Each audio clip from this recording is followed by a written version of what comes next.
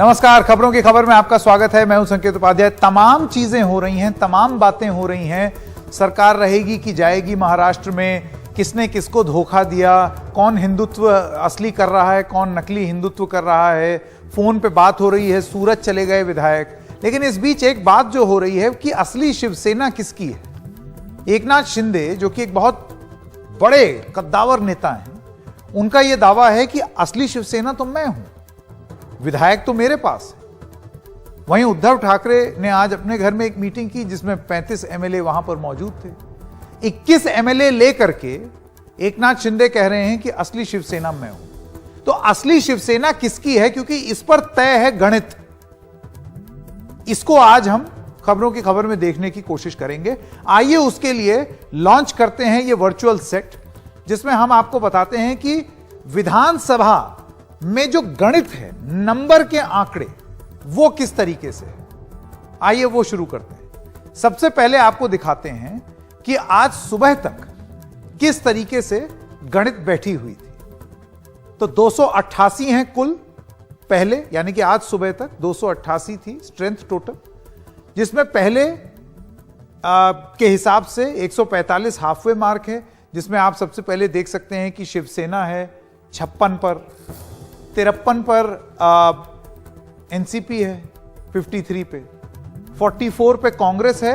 और इसको इसीलिए कहा गया है महाराष्ट्र विकास आघाड़ी, क्योंकि जब ये तीनों जुड़े तब ये बोला गया कि इनके पास संख्या बल है। 150 पार थे, ये 145 चाहिए। बीजेपी के पास 106, जैसे कि आप देख सकते हैं, लेकिन वो विपक्ष में। समाजवादी पार्टी के 2 जो कि समर्थन कर रहे हैं आघाड़ी की, और अन्य यानी कि बहुत सारे ऐसे निर्दलीय, वो उसमें से कुछ आघाड़ी के साथ हैं, कुछ भारतीय जनता पार्टी के साथ है। यह स्थिति थी आज सुबह तक।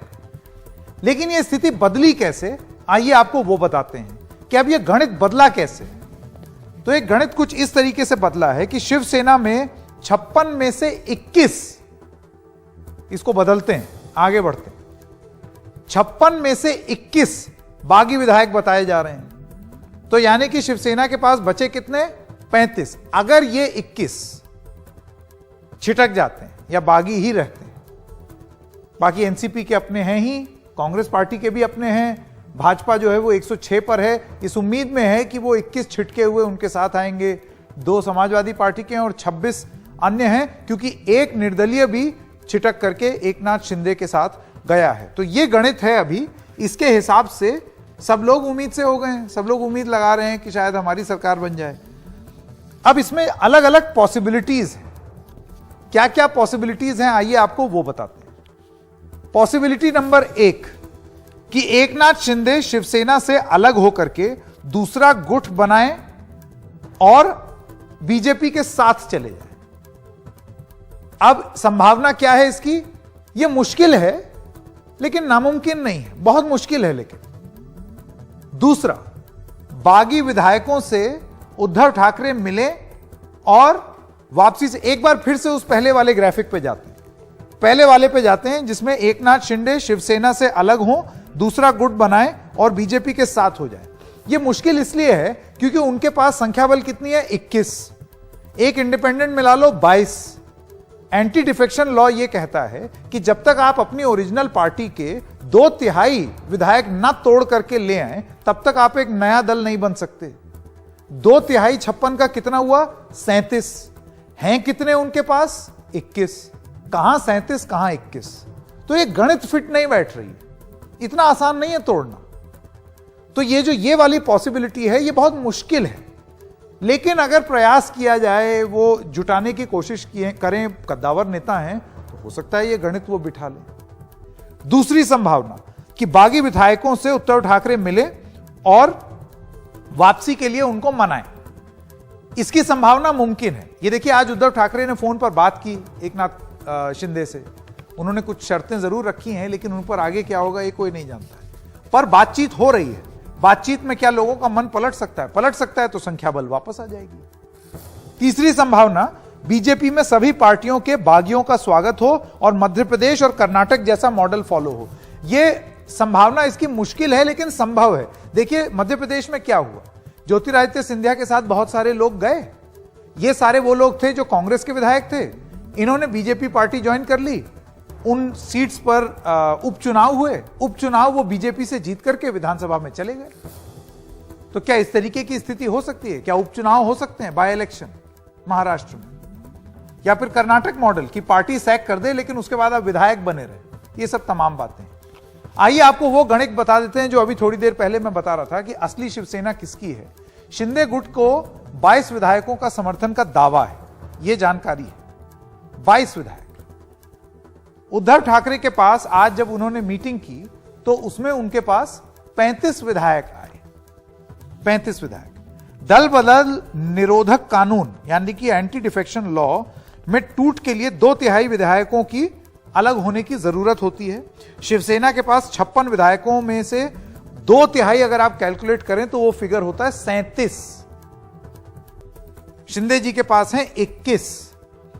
पार्टी में टूट के लिए शिंदे के पास 16 विधायकों की कमी है। तो यह कमी अभी भी है, यह आप जान करके रखिए। अब आइए आपको बता दें कि महाराष्ट्र के सियासी भूचाल में सूत्रों के हवाले से एक खबर आई है कि फोन पर बात हुई है एकनाथ शिंदे की उद्धव ठाकरे से, जिसमें मिलिंद नार्वेकर जो कि एक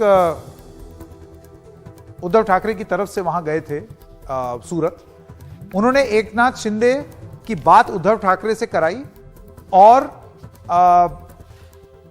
यह बोला गया, बात काफी उसमें आगे लंबी बढ़ी। एकनाथ शिंदे और उद्धव ठाकरे ने 10 मिनट तक फोन पर बात की। उद्धव ने शिंदे से वापस लौटने को कहा, शिंदे ने इनकार कर दिया। एकनाथ शिंदे ने उद्धव से कहा कि वे पार्टी की भलाई के लिए ही ये कदम उठा रहे हैं। एकनाथ शिंदे ने उद्धव से कहा है कि अगर आप बीजेपी को समर्थन देंगे तो वो सत्ता में आ जाएंगे, यानी कि वो फिर शिवसेना में शामिल रहेंगे, उनको वो कबूल होगा। अब ये देखना है, देखिए 2.5 साल हो चुके हैं आघाड़ी सरकार को और उद्धव ठाकरे को मुख्यमंत्री बने हुए। क्या फैसला लेंगे उद्धव ठाकरे? शिंदे को जाने देंगे या एक असमंजस सी स्थिति बनी रहेगी? क्या वो बीजेपी का हाथ थाम लेंगे या शिंदे को निकाल देंगे और अपना वर्चस्व कायम करेंगे? ये सारी चीजें अभी महाराष्ट्र की महाभारत में चल रही है और ये ऐसे सवाल हैं जिनका जवाब अभी किसी के पास नहीं। मैं स्वागत करना चाहता हूं हमारे मेहमानों का। विक्रम सिंह यादव हैं, नेता शिवसेना के, और महेश वर्मा, नेता भारतीय जनता पार्टी। विक्रम जी, सबसे पहले मैं आपके पास आना चाहता हूं और मेरा सवाल आपसे यह है कि ये किस किस्म की स्थिति उत्पन्न हुई है? देखिए, आप बीजेपी पर आरोप लगा दें, बीजेपी पर आप सवाल उठाएं कि बीजेपी दिल्ली से तोड़ने की कोशिश कर रही है, मरोड़ने की कोशिश कर रही है, लेकिन अगर आपके नेता और आपके विधायक तोड़ने और मरोड़ने के लिए आतुर ना होते या तैयार ना होते तो यह होता ही नहीं। आपको नहीं लगता है कि दिक्कत आप ही की पार्टी में है?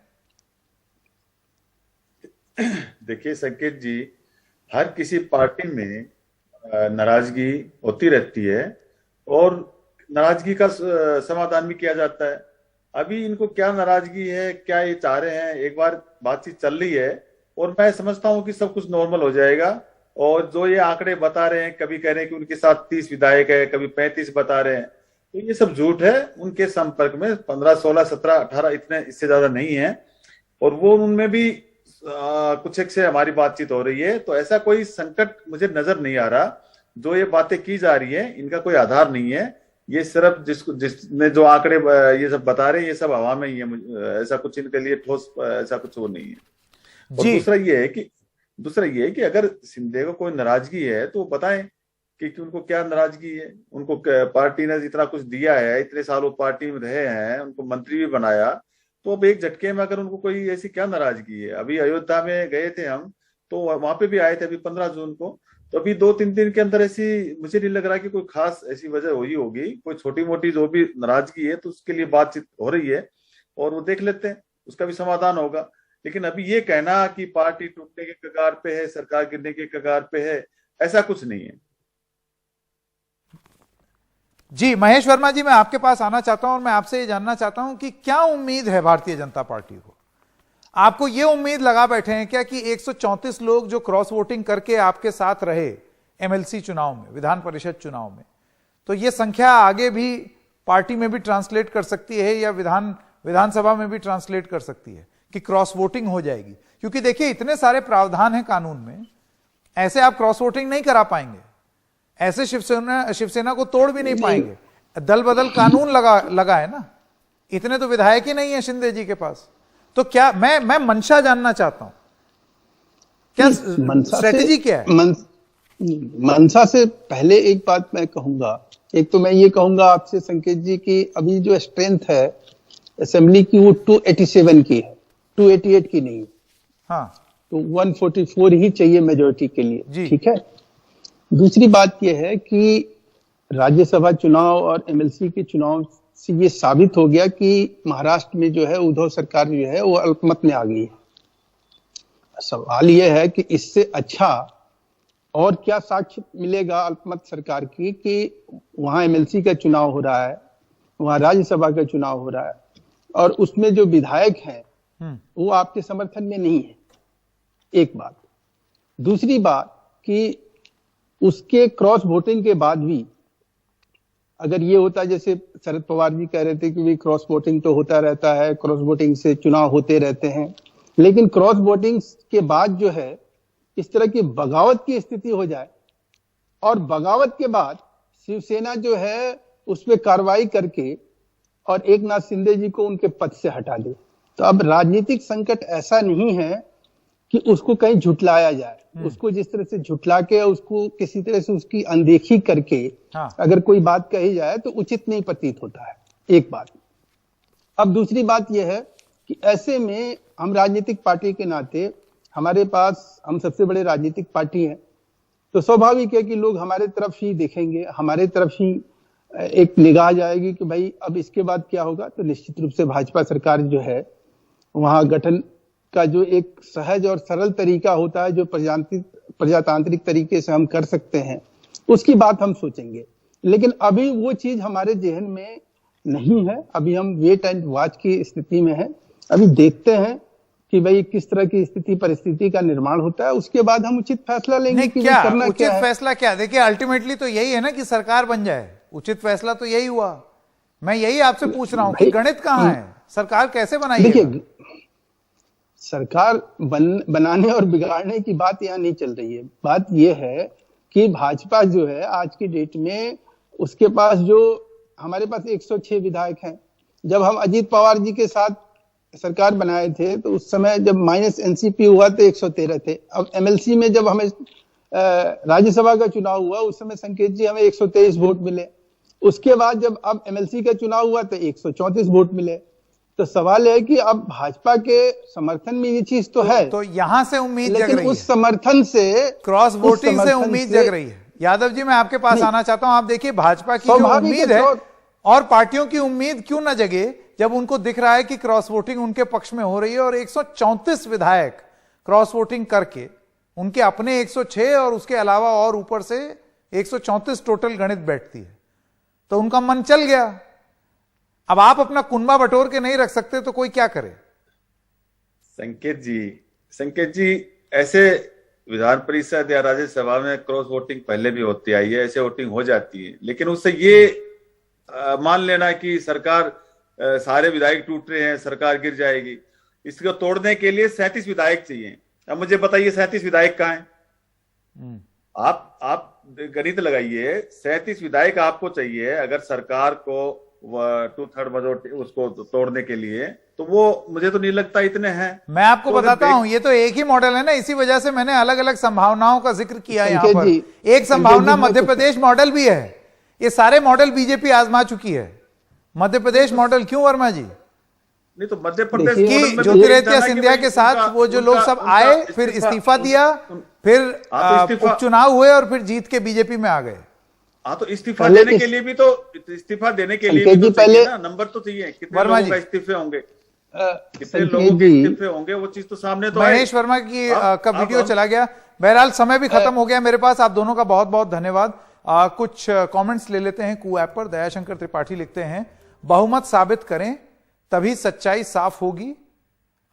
इसके अलावा खीमा जी का लिखना है कि बेमेल समझौता कहां तक, सिर्फ महाअघाड़ी के महाविनाश तक।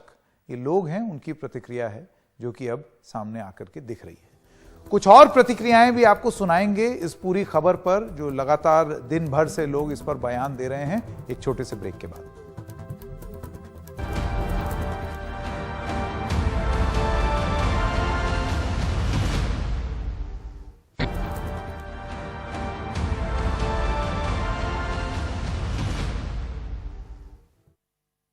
हमारे लोग वहाँ गए थे, दो एकनाथ शिंदे जी से बातचीत हो गई। एकनाथ शिंदे हमारे बहुत पुराने साथी हैं, एक अच्छा रिश्ता हमेशा हमारे दोनों का रहा है। उनकी कुछ बातें हैं, जो बातें मिलिंद नार्वेकर और रवि फाटक आकर उद्धव जी से बात करेंगे। देखिए, बीजेपी के साथ हमने क्यों छोड़ी सबको मालूम है। एकनाथ शिंदे भी उनमें एक विटनेस है, उसमें क्या है।